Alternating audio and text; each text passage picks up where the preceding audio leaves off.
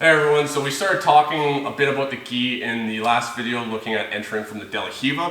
Now we're just going to be talking about doing this whole passing sequence in the gi and what are some of the things that we have to be concerned about, mindful of, and what actually will still work. Because Gordon Ryan talks about how he doesn't actually use this in the gi, depending on how much he actually rolls in the gi anymore at this point. So, we'll start at the bottom where Kevin controlling the pants. We talked about this already in the De La Riva, so I'll just quickly cover this. If he's controlling the pants of this leg, which is the main leg that we're trying to pummel, if I'm here, it's very hard for me to break this grip. And so yes, the pummeling gets shut down. My ability to try and kick over and withdraw this leg gets shut down.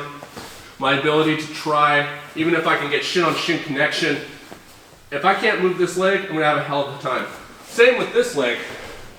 If Kevin grabs the pants on this leg, I'm gonna have a heck of a time trying to effectively pummel it inside to try and get shin to shin connection or control inside space.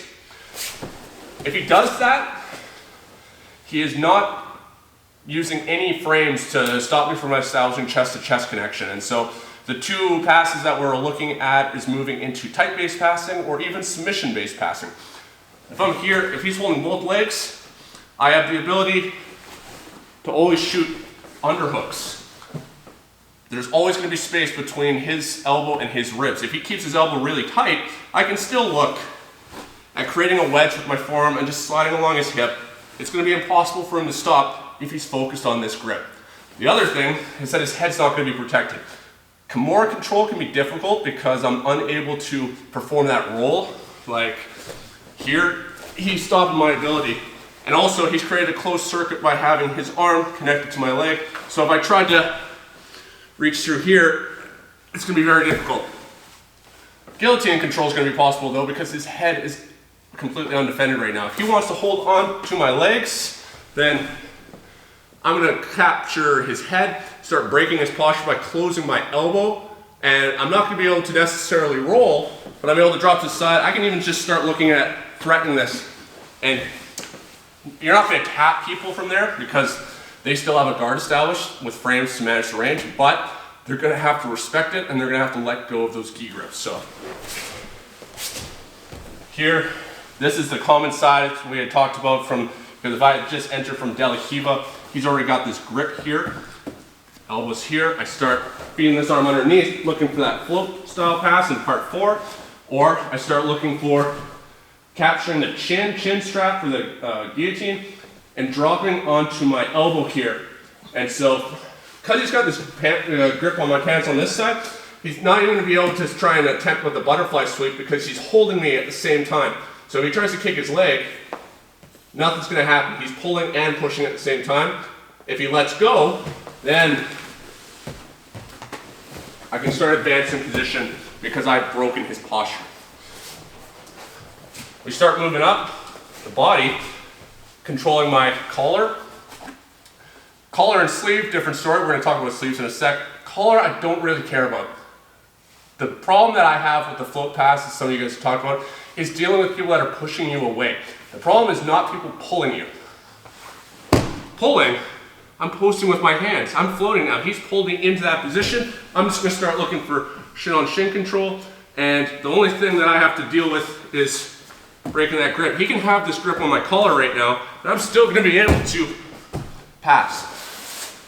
If someone's pulling you, this is something that beginners do all the time with their grips, is that they end up not knowing when the grip has served its purpose and when it's overstayed its welcome, and they end up just holding on to the grip even when it has no purpose anymore, and they almost end up pulling you past and helping you pass their own guard. So obviously if he is controlling my collar and he's punching me out right now, this is going to be where I have to be dealing with just regular grip breaking to try and move in. If I'm already floating at this point and he's trying to push me away, it's going to be harder for him because I've put so much more weight into my hands, and as my hands are load bearing, he's not going to be able to just shove me away with the one arm. So as long as we have the ability to actively post with our arms, the collar is not that big of a deal. We're just going to have to, as always, kind of hand fight. If he's working his way up for chokes, looking for, say, just a regular collar choke, I'm gonna have to be careful about that. If I'm posted on my hands properly and I'm up high here, see how Kevin's elbows are opened up straight away from his body? So his arms are extended as mine. This is great for me posting supporting weight on my bones, and if he tries to choke me right now, he can't close it. If I go like this, he needs to be able to close his elbows to his body to effectively create that triangle to occlude the arteries on my left and right sides of my neck. So we should never ignore a choke and just let our opponent get right into that position. But if this happened this far, make sure you just don't let your opponent collapse you. He can try and move me around at this point.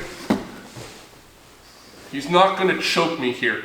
And I'm going to have to look to recede in range. It's not wise to keep passing when I'm already stuck in this position.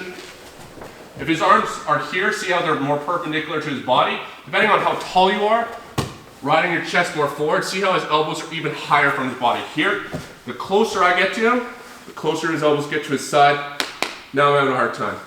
This is beneficial for me. This is more beneficial. You can see how now Kevin is starting to get into really weak structure. And with no knee elbow connection, I'm going to be able to possibly float right over and immediately into a very good high mount position. So by just threatening that, good guys will realize that the grip has overstayed its welcome, and he'll let go, and we start moving in. If he's got a really good grip and I'm worried about this, then we're just going to have to make sure we're keeping weight supported in one hand, and we're going to have to start looking at ways to frame and push ourselves back. It's very difficult when we're already in this floating pass situation. I can't take both arms away. If I take both arms away, he's controlling my center of gravity, and he's going to be able to collapse me. Use the hands to push yourself back to more of a headquarters position to put the weight into your hips and legs, so that then I'm going to be able to climb up. I'd start controlling inside space with my hands getting inside the armpits, because I can't reach the ground as effectively now. I need to move to the next closest platform here. Try and break me down. I can keep pushing myself away, making sure I'm looking up to the sky to have very strong posture to incorporate my entire body. As he keeps trying to attack the grips, not letting him, I can start looking at the elbows to open the elbows up. If he grips really nice and tight here, by pushing at the elbows, I'm going to be able to start creating that internal rotation of the shoulder, making him weak. Anything that you know on any of the collar choke defenses, cross choke defense, as well as just making sure you're keeping yourself in proper alignment.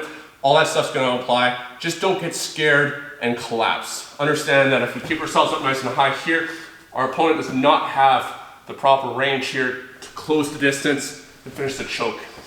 It's still going to be miserable, but you'll be able to survive. Sleeve grips. I'm not worried about sleeve grips once I'm already in the position. When I'm here, my hands are bearing load, as in supporting most of my weight. You can see how in order for Kevin to form grips, he's got to reach upwards, externally rotating his shoulders. Very weak from here. If I'm putting weight in and trying to move me, Kevin, this is not very effective for him. Even if he slaps me a bit, if he pushes me up, look how poor his structure is of his arms compared to mine. I'm going to be able to just start looking at continuing with the pass. The concern is dealing with the engagement phase of the guard when we're first establishing grips and seeing who's going to establish some dominant form of control before we've actually gotten to the position itself. I am always putting my center of gravity over top of my opponent. I need to make sure I'm in control of that center of gravity before entering into this float position, or the king's court as we've been calling it. If Kevin's established one grip or even both grips, if I right here in more of a headquarters position, I'm fine. I would have to anchor myself and hands to his gi in some way so he can't freely move my arms around his levers. But if he tries to sweep me right now, I have the ability to post. If I'm starting to try and put my weight forward into him and he can control my ability to actively post, that would be a very bad tactical call on my part. I've lost a range battle by him controlling my grips. And so we never move forward if we're in a bad position. I've lost this range. My job would be to tactically retreat, even if it's just a slight inch, to start getting myself into a better position so that then I can look to deal with the grips and then enter. Unless I feel like I can close that distance to get my hands safely to the mat, I am not gonna try and just jump there. So that we're gonna have a little more of a entering into a headquarters position, looking to hand fight, controlling the biceps, going to the floor. If you can jump all the way there and you know it's safe and that's an educated call, fantastic. But we might have to climb a little more carefully there to the floating position. And just understand that the difference of headquarters and this floating position, King's Court, is really just the difference of me having weight into my arms to float or the weight into my legs here. And so the two are interchangeable. Most of the passes that we do from the float position, we can do from headquarters minus like the leg pummeling part, because our legs are light here versus here where our legs are heavy. And so don't even consider it as like a loss or that you're not effectively working on the pass that you want to. If I'm trying to go here and he's just causing me a problem with the grips or framing me out, especially in the gi, being able to form collar grips and start looking at controlling the pants. Headquarters is a fantastic complement, and you really should have both positions developed very well to be able to fully use this system to the best of its ability. So it is possible in the gi. The leg pummeling will have problems depending on the grips that your opponent has on your pants, and obviously because our hands are posting, we want to be careful of our neck when it comes to the collar chokes, but it's still a very effective position as long as you understand what to look for.